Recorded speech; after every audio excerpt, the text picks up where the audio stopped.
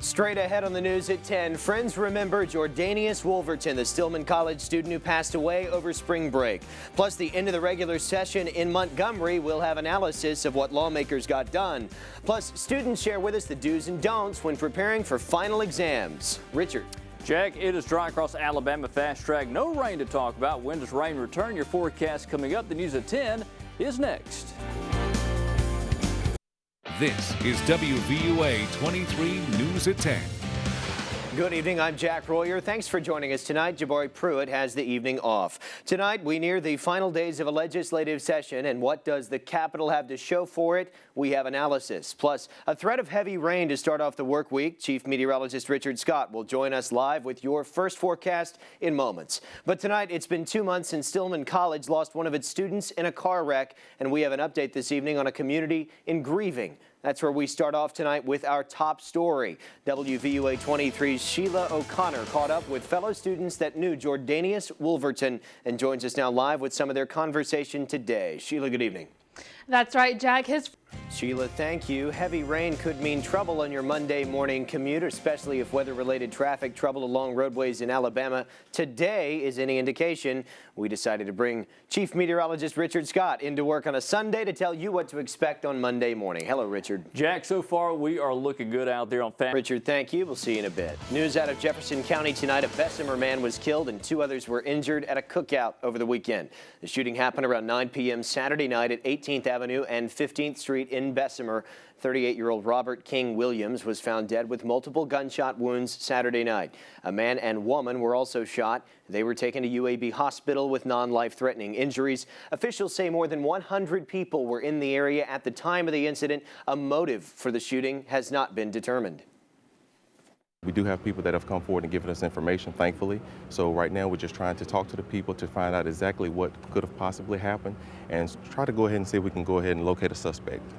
Police say witnesses are being cooperative with them as they continue to investigate.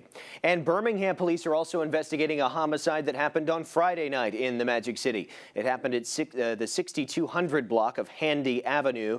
36-year-old Ronald Billingsley was found with multiple gunshot wounds when police arrived on the scene. The victim was treated at the scene and transported to UAB Hospital, where he was reported dead. The other victim was transported by a private vehicle to UAB West. His condition is unclear. If you have any information on this case, you're asked to contact the Birmingham Police Homicide Division at 205-254-1754. The first day of May means we're close to the end of the 2016 regular legislative session in Montgomery, and it's been a wild ride in the Capitol this time.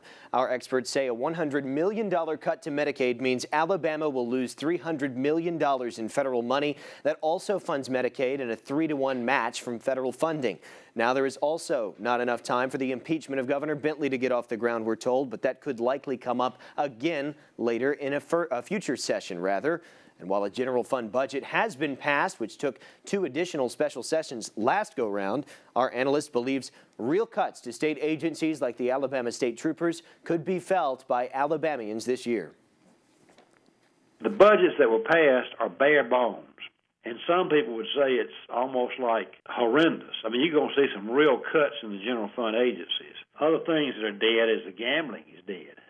They didn't even get that to put to the people to vote on the lottery. Both chambers convene on Tuesday at 1 p.m. in Montgomery. Well, rain and shine, the 5th Street Vintage Market was open today in Northport, as it is most first Sundays of the month. Local artists and collectors gathered this morning at the Northport Farmers Market to trade items that ranged from paintings to crafts, but all of it was vintage. That means every item for sale was on display was 25 years or older. The folks who run the show told us they're always welcoming to new artists that want to put their work on display as well. So we allow people that make homemade, handmade items, and then if you sell vintage as well. So if you would like to join, they just have to Facebook us and see if their items fit with what we're doing. Your next chance to check out the 5th Street Market will be the first Sunday of June. That's June 5th. Still to come on WVUA 23 News at 10, more history being made between the U.S. and Cuba. We'll tell you about it. Plus more presidential primaries on Tuesday and polling indicating the Hoosier State may already be in the bag for one candidate. Stay with us. You're watching WVUA 23 News at 10.